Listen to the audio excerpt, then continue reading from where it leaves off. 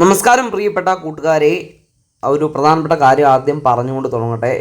എനിക്കിന്ന് വന്ന ഒരു മെസ്സേജ്, എല്ലാ ദിവസവും പഠിക്കാൻ പറയുന്നുണ്ട്, എങ്ങനെയാണ് പഠിക്കേണ്ടതെന്ന് മാത്രം പറയുന്നില്ല എന്ന്.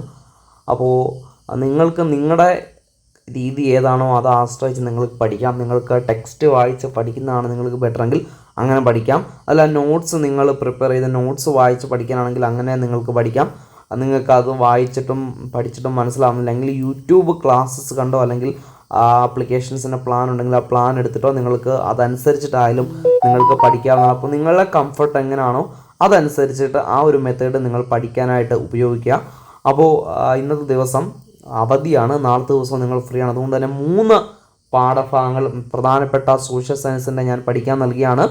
8, 9, 10 പാഠങ്ങൾ. സോഷ്യൽ സയൻസിൻ്റെ 8, 9, 10 പാഠങ്ങൾ നിങ്ങൾ പഠിച്ചു തീർക്കുക. അതുപോലെ തന്നെ ഹിന്ദിയുടെ 5th യൂണിറ്റിൻ്റെ ബാക്കി ഭാഗം കൂടി ഇന്നത്തെ ദിവസം കൊണ്ട് കവർ ചെയ്യുക.